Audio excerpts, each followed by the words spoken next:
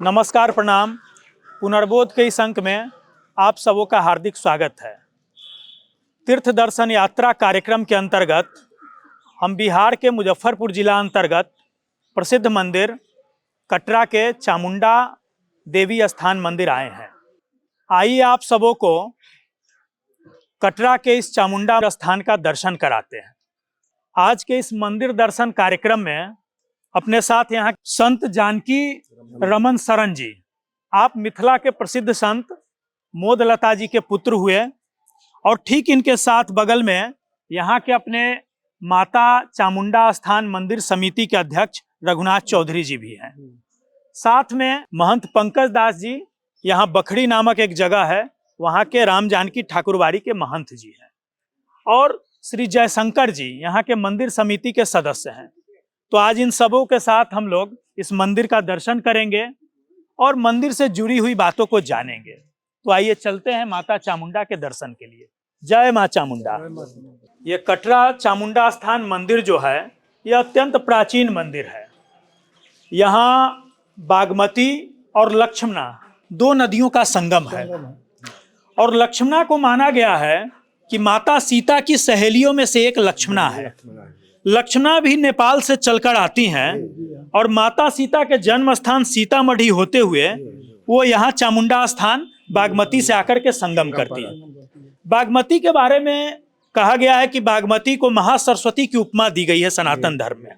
तो बड़ा ही माने पुण्यदायी क्षेत्र है ये कटरा का, कि जहाँ बागमती महासरस्वती और लक्ष्मणा जो सीता माता की सहेली हैं, वो दोनों आकर के मिलती हैं और उनके संगम स्थान पर ये गढ़नुमा जगह है। आप देख सकते हैं कि आज भी ये अगल बगल के जगह से कितना ऊंचा है। 85 बीघे का ये गढ़ है अध्यक्ष जी, और इस गढ़ के बीचों बीच माँ चामुंडा का यह प्राचीन पुरातन मंदिर है।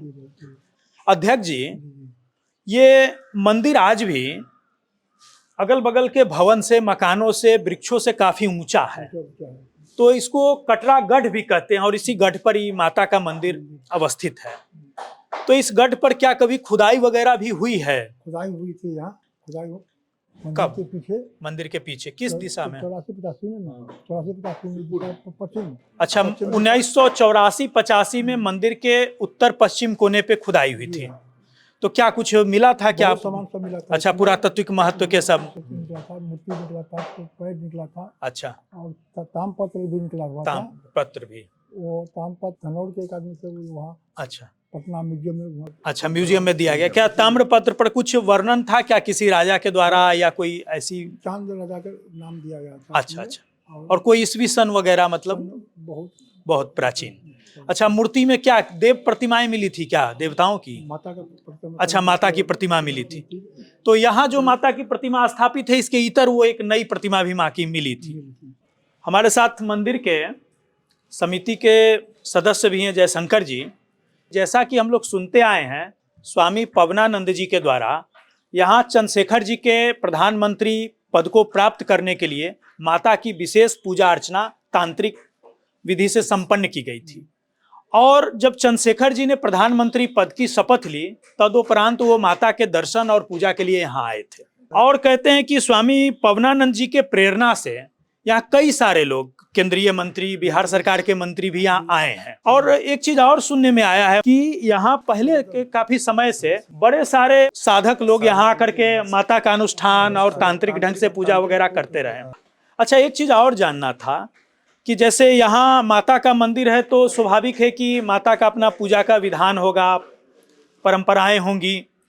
तो क्या मतलब यहाँ पहले पशु बलि वगैरह होती थी क्या? बहुत पहले 50 के दशक में यहाँ पशु। तो अब सांकेतिक बलि यहाँ पूजा के दौरान संपन्न की जाती है। महंत जी, ये कटरा चामुंडा स्थान जो हम देख रहे हैं, माता की पिंडी, कुछ इसके संबंध में आप बताएं कि बड़ा अच्छा उस पर श्रृंगार लग रहा है कि बिल्कुल लाल कपड़े से वो ढका है और उस पर माता के नेत्र भी बने हैं। जी, दुर्गा सप्तशती में ऐसा आख्यान आया है कि माँ ने जब चंडमुंड का वध किया था, तो माता के जिस स्वरूप ने चंडमुंड का वध किया था, तो माता ने आशीर्वाद दिया कि तुमने चूंकि चंडमुंड का वध किया है, इसलिए तुम चामुंडा रूप में प्रख्यात होगी इस लोक में। तो मान्यता है कि वही चामुंडा यहाँ पर स्थापित है। देश में कई जगहों पर चामुंडा का तीर्थ है, जी। लेकिन जिसमें प्रमुख तीर्थ यहाँ है। जी और यहाँ माता पिंडी रूप में स्थापित है। जी जी जो सामने आप देख रहे हैं, जी यहाँ बिल्कुल, चामुंडा, हाँ, बड़ी सी माता की माँ पिंडी चामुंडा है। पिंडी रूप में स्थापित जी, है और यही यहाँ पूजित होती हैं। वाह। ये यहाँ पर एक शिवलिंग है जो यहाँ उत्खनन के दरमियान अच्छा, प्राप्त हुआ था। अच्छा, और ये गणेश जी की मूर्ति है, ये भी उत्खनन के ये भी दरमियान प्राचीन लग रहा प्राचीन है। और जी, क्या ये गणेश जी पाल- के कितने हाथ है इसमें, इस मूर्ति में? 4 हाथ हैं, तो ये भी उत्खनन के द्वारा अच्छा, प्राप्त हुआ था। अच्छा, ये जो माता की मूर्ति है बिल्कुल काले पत्थरों की है। जी। बड़ा ही अद्भुत स्वरूप है इस मूर्ति का। और यहाँ भगवान काली से स्वरूप है। भगवान शिव लेटे हुए हैं जी। और भगवान शिव के वक्ष स्थल पर माता का एक पांव दिख रहा है। जी। तो ये माँ का कौन सा स्वरूप है? माँ का काली स्वरूप है। काली स्वरूप है। जी। और ये और क्या इसके उत्खनन नीचे- से प्राप्त हुआ है क्या? ये भी नहीं, ये स्थापित हुआ। अच्छा, ये स्थापित है जी। उसके और नीचे इसके नीचे एक ये आप देख रहे होंगे, ये 64 योगिनी यंत्र है। अच्छा, 64 योगिनी ये यंत्र माँ के। है।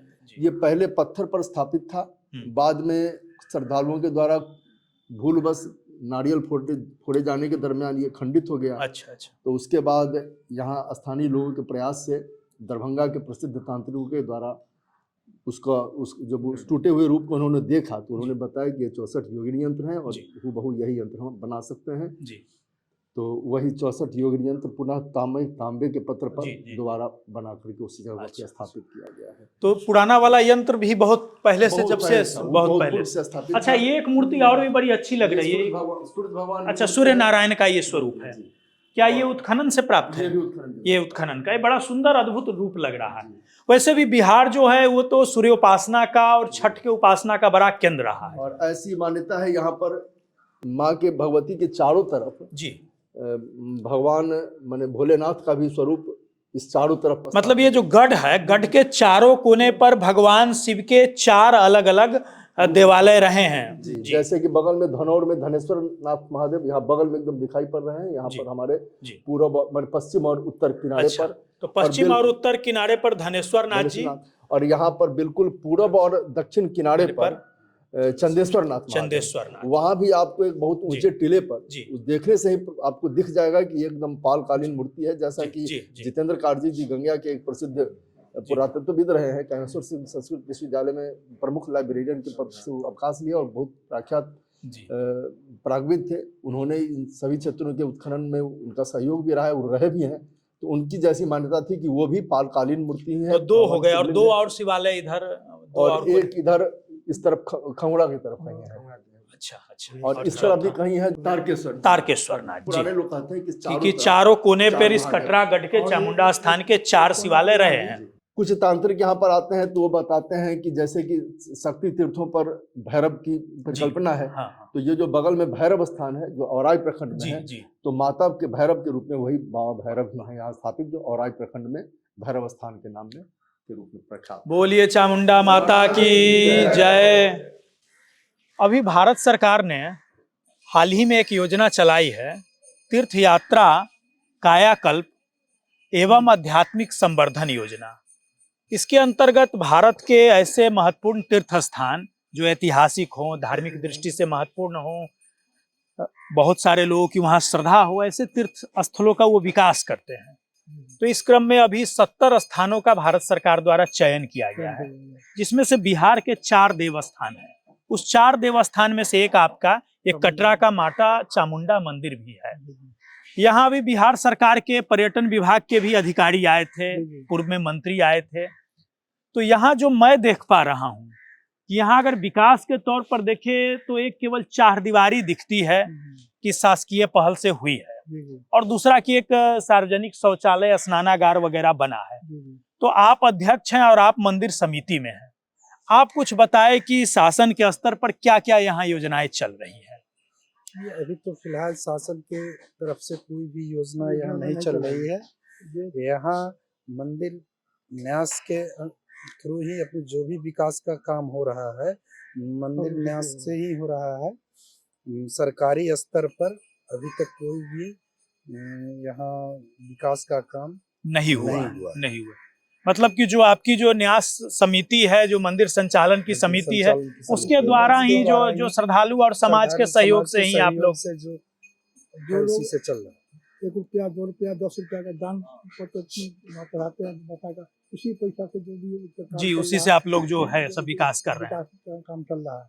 अच्छा, दूसरा बताया जाए कि मंदिर में कौन कौन सा ऐसा समय होता है जब विशेष तौर पर यहाँ भक्त आते हैं, भीड़ होती है? जैसे कि दशहरा में हाँ, मतलब शारदीय नवरात्रा, शारदीय जी जी, नवरात्रा, आश्विन महीने का आश्विन महीने में नवरात्रा। हुआ, हाँ। 1 जनवरी को हुआ, हाँ हाँ चैत्र नवरात्रा हुआ हाँ इसमें। हाँ। और इसे हर सोमवार कर शनिवार को रविवार को अच्छा, भीड़ लगी रहती अच्छा है। अच्छा, जो मतलब जिनका- सोम, शुक्र, शनि और रविवार, जी, हाँ। सप्ताह के ये 4 दिन यहाँ बड़ी संख्या में श्रद्धालु आते हैं। वर्ष में 4 और- नवरात्रा हाँ, नवरात्रा होती तो है, 4 है, लेकिन मूलतः 2 नवरात्रा में ही लोग यहाँ ज्यादा भीड़ रहती लोग है। आते हैं, चैती नवरात्रा और शारदीय नवरात्रा। अच्छा, मंदिर के द्वारा और क्या क्या कुछ धार्मिक या सेवा का कार्य ऐसा कुछ चलाया जा रहा हो उससे? जैसे कि अभी कोरोना वाला में हम्म।